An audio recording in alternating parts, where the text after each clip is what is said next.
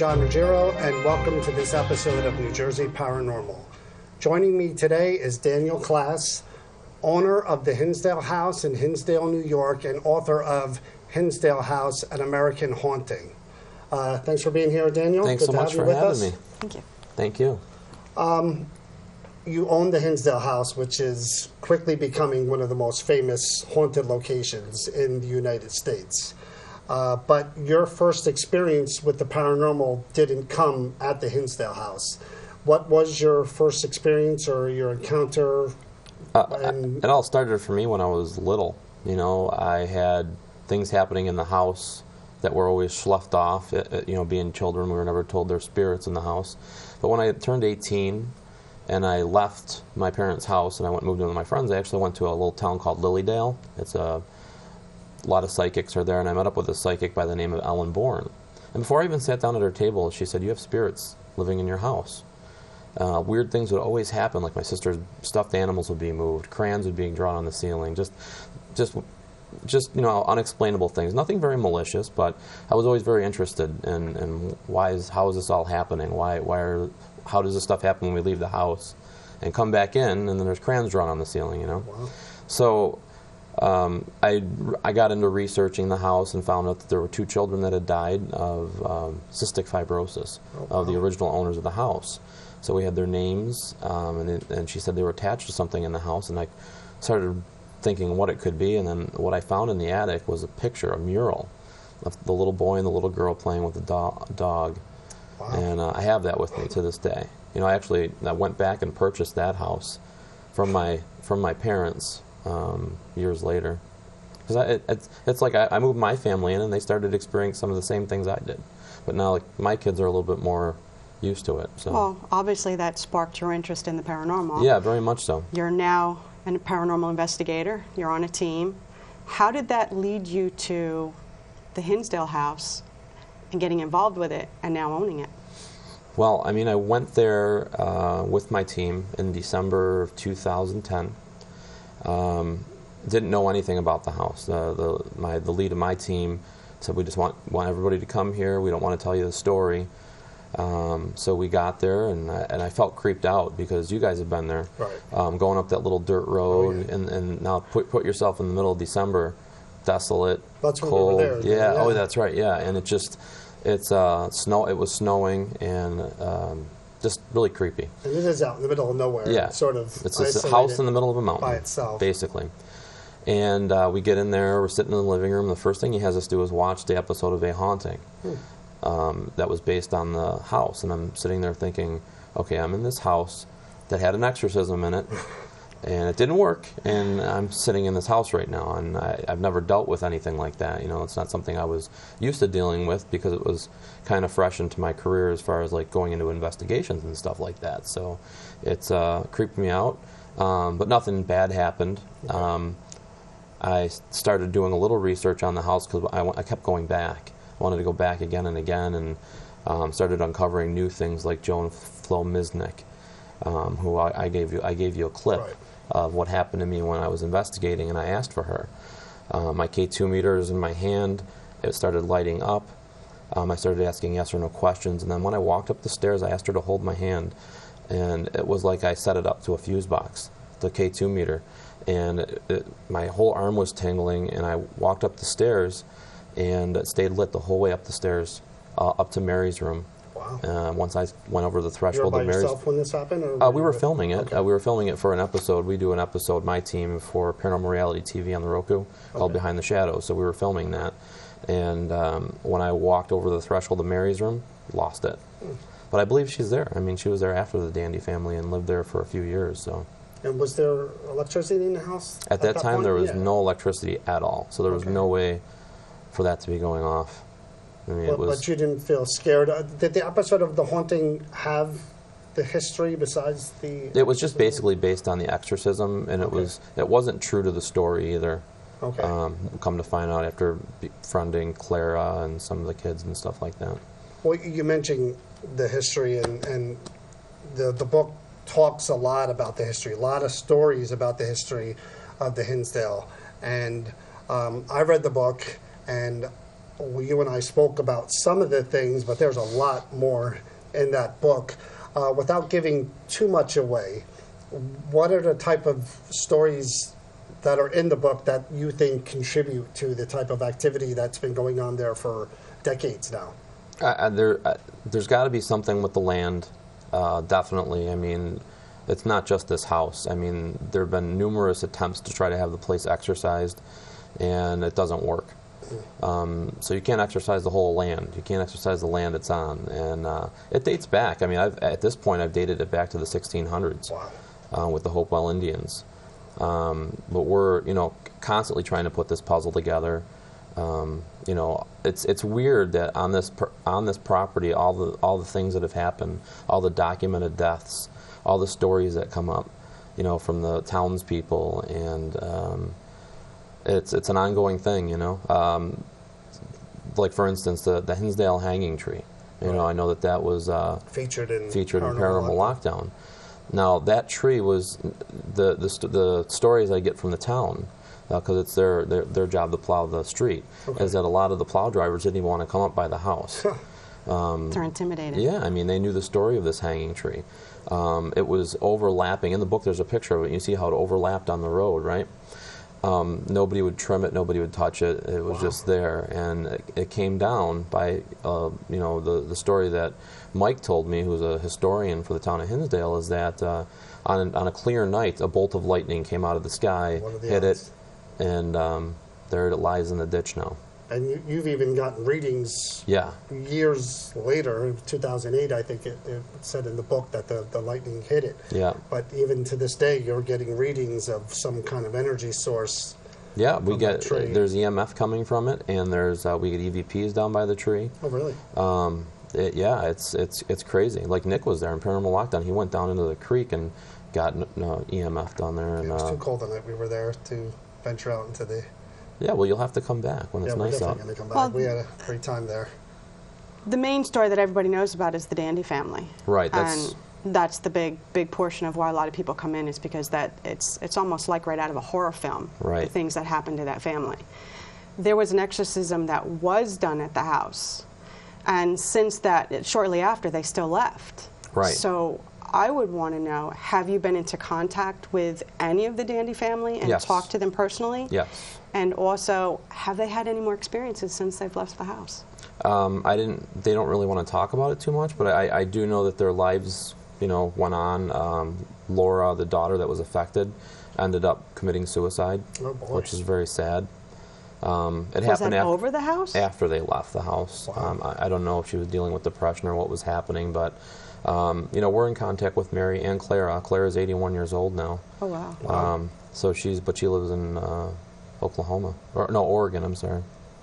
As far as you know, was that their first experience ever with anything paranormal related? Yeah, speaking with her and looking at some transcripts, nothing. They moved there from Buffalo. Wow. And nothing had ever happened to them prior to that. So. I mean, the things that they saw in that house, again, I don't want to give too much of the book away, but it is very much like any Hollywood movie that you had seen, Amityville Horror, right. Conjuring, just a lot of things were going on in that house and happening to those people.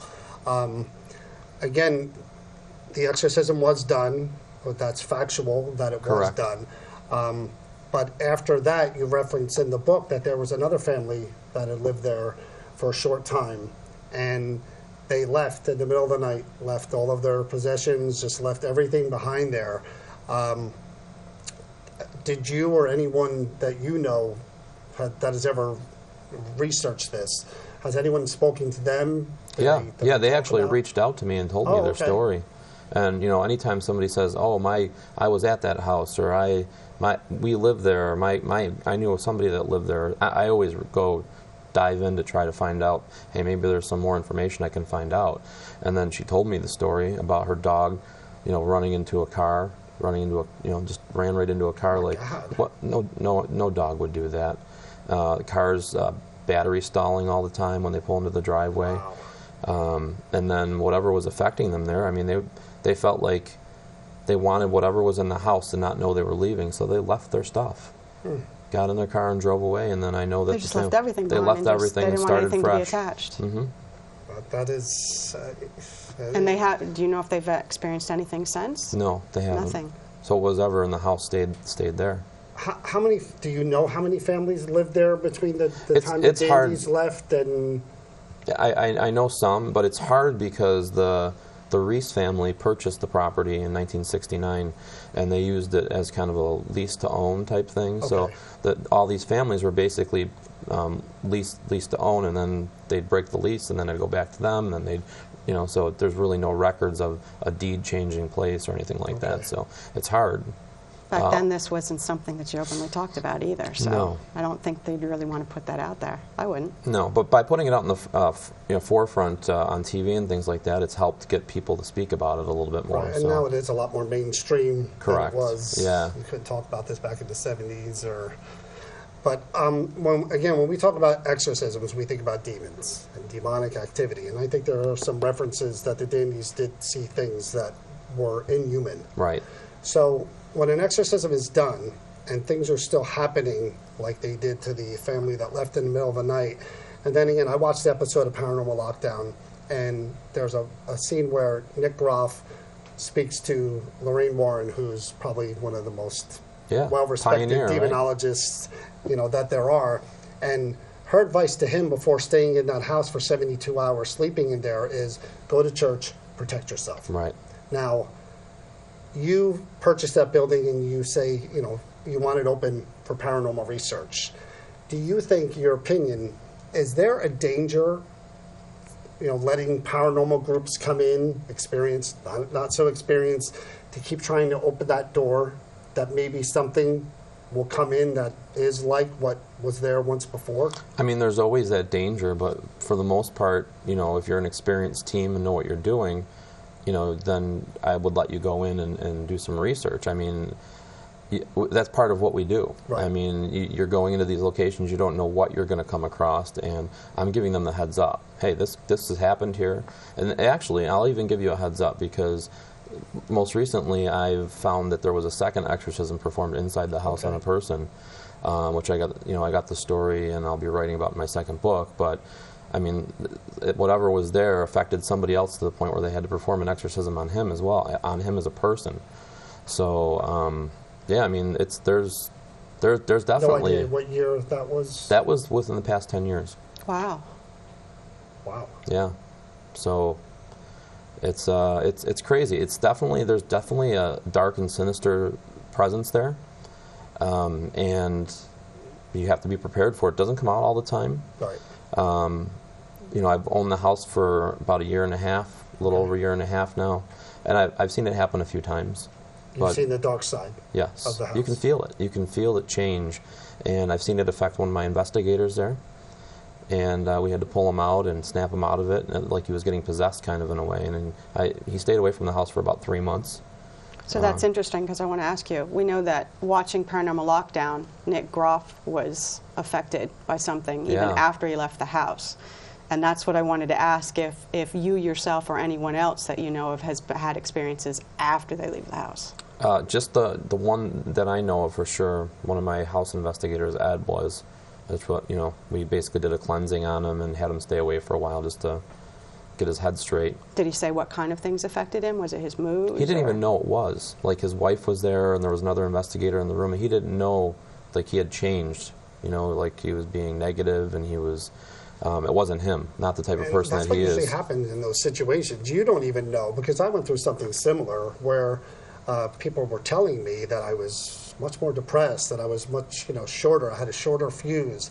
And I went to see a medium friend of mine, and she did some kind of cleansing on me, and it made all the difference in the world. I had no idea that I was acting that way for that period of time. But you're right, you don't know what's happening when it's happening. But back to the house, when we arrived first to set up,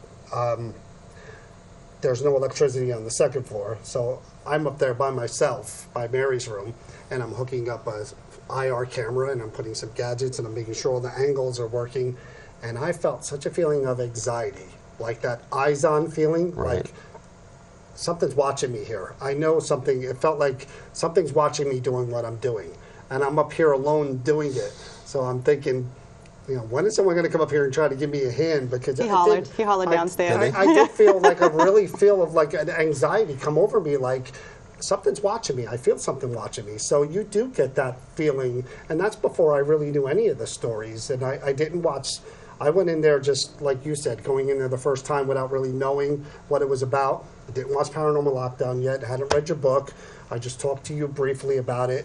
And right away, walking in that door, I mean, it may have something to do with the iron on the door and on the windows. And that's, again, because people come up there now because it's so well known. Yeah, I mean, the first 3 months that I bought it, it was broken into like 4 or 5 times. Right. So I felt like I kept fixing it, and then it kept money down the drain, so I had to invest in those, unfortunately. But it's like a jail.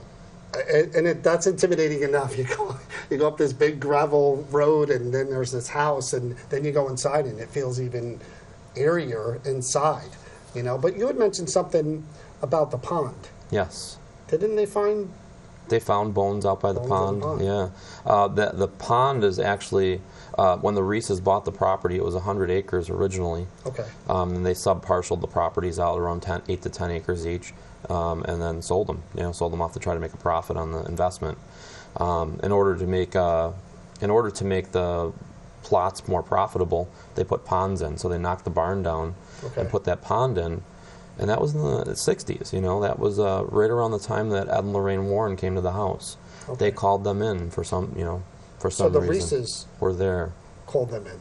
I don't know that for sure. Okay. All I know is that Ed and Lorraine Warren were at the house before the Dandies moved in, so there had to be some type of speculation that something was happening there before they moved in. Do you ever get intimidated where you just have to go? You mean just leave the house? Yeah. No. I don't know. I feel like this house was a calling to me. Like it's my job to get this story out and preserve it. And I mean, it's amazing how it fell into my lap because I had just closed on my new family home. And then within 2 weeks, they said, basically, you need to come up with another 10 grand if you want this one, this haunted property. And I went and looked at it, saw it needed a new roof, saw the kitchen had black mold, and I'm like, what am I doing? Why am I even thinking of doing this right now? I go, but I felt like I needed to, and I made it work, and here we are. It's crazy. But your intention, you don't think personally that anybody should ever live in that house again, every day? I don't think so. No, because it's like for me personally, I own the house. Like, for instance, I have a tour tonight, I have a tour tomorrow night, and I'm not going to be there to run them. I have 2 different people running them. Right. I spread it out between people because I feel like if you're there an overabundance of time and you let your guard down, exposure, it could affect you. Just like Nick Groff. Correct. But that's why he did that. He was there for what, like 7-8 hours? He was there for 4 days. Yeah. And stayed in the house for 3. So how did he know about the house? It's funny because I was getting so many inquiries about filming and stuff like that, and I wanted to make sure that the story was told the right way. Okay. So when his cousin Justin reached out to me, I didn't know that he was Nick's cousin, and I didn't know that he was affiliated with him at all. So he started telling me things about the house that I didn't even know. Wow. So the research was there. Like, it was something, this property is something that Nick's been interested in for a long time, even when he was with the other group, And the fact that they knew more than me, I reached out to them, and when they finally said, I want to film here, I'm like, yeah, you guys can film here. They sent me the contract that said Groff Entertainment. I was like, oh my gosh, like, this is Nick Groff, somebody that I, you respected very much in the field, so it worked out. And the thing is with him, too, he didn't just come there, film a show, and leave. He's vested into it now, too, with me. I mean, he's still researching it, still helping me. So he didn't just walk away from it. He's drawn into it just as much as you are. Yeah, very much so. How many people do that? How many of these shows actually... Yeah, they just come in to film a show. And exactly, and then it's on to the next. Yeah, so it seems like he's in it for the long run, So the book, again, the Hinsdale House, An American Haunting, when did the idea come to write the book? Well, I met the publisher at an event in Indiana, Eric Verner. And, I first met him at the Buffalo Central Terminal at an event, and I know that one of the girls on my team was telling him about the house. I later met him in Indiana, and we talked a little bit more about him coming up and checking it out. And then he was there. Actually, he came to Buffalo for another event. Okay. And we had planned at the night that he was there, I was going to take him down with his editors, and we talked in the car and just, You just had all the stories, and yeah, said, and hey, he's like, this is a good book, and I'm like, well, I'm not a writer. I've never done this before. Come to find out, I'm pretty decent at it. It's a good book. It's an easy read. It's a quick read. You just start and you can't stop because it's my friend Tim, is a professor at Buff State College, helped me, with making it sound like I know what I'm talking about at times. But he's helped me tremendously with the book. So I made it short, a shorter book. There's a lot of untold stories of this house, but I kind of hinted at a whole bunch of them in here, and then I'm in the process of writing another book right now. So. Okay. Well, we were there December 3rd, I believe it was. You were nice enough to invite us. We took the trip. Interesting trip, but that's a whole other story. Almost ran out of gas, but that's something else. Again, the house is all by itself, intimidating enough to get up to the house. You have that feeling when you walk in. We investigated. We had some K2 hits. We had the REM pod go off at a certain question or two. We were hearing footsteps upstairs when we were downstairs. And I just wanted to share a few clips with you just to show you what we captured here. This first clip here is we were downstairs, I believe, and it's just this breath that comes out of nowhere. It's a really creepy, and it's the same type. We capture the same type of voice later, but I want you to hear this breath. It's right at the 32 marker on the screen. Oh yeah! Ooh. The K2's going off. Both of them. Yeah, but he put the REM pod back over there. Yeah, but so is this one. Did you hear that? Yeah. Wow. That was pretty creepy. Again, upon review, listening with the headphones, we didn't hear it live, but that was the first time we heard it. And then we heard this. This was, Tanya has two K2s on that little table, the chess table, where you have the chess table, and we're trying to use them yes, no, like this for yes, one for no. And a voice responds to the instructions. You have to listen close, though. That's right after she says, this one's for no. There's two lights on the table. Two boxes.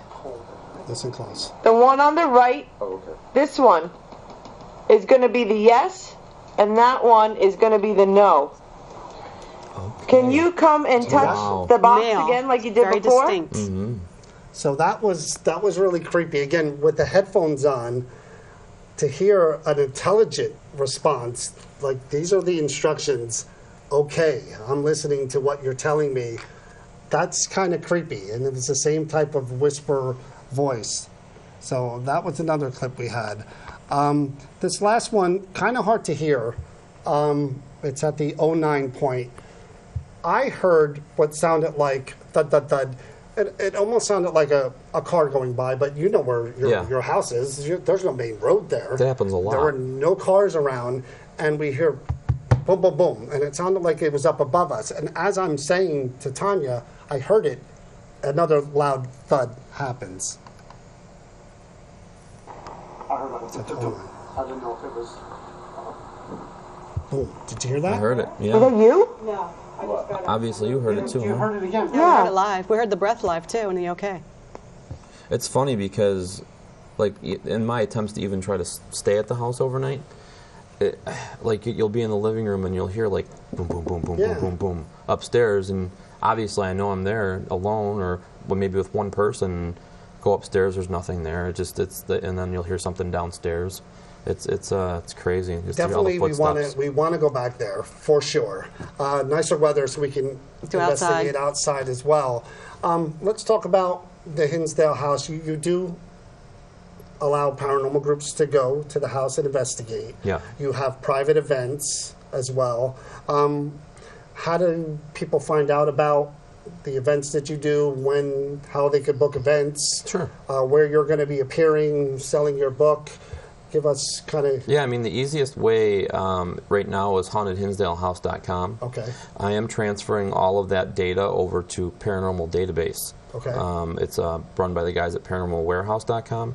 And what Paranormal Database is, it's going to be a forum for paranormal investigators and different haunted locations that can load all their data into their raw data. So, like for you guys going in, not having to do so much research on the place, all that'll be readily available. Some of the stuff I showed you, like the printouts from Clara Dandy, the handwritten stuff to Father Trabolt, all that stuff will be accessible to the teams that are going in there in an effort to give them more ammunition when they're investigating. That's a good idea. And that was hauntedhinsdalehouse.com. And you can order the book as well? Yep, you can order the book from there. It's on social media, Facebook and Twitter. You can order the book on, if you look me up, Daniel Klaus.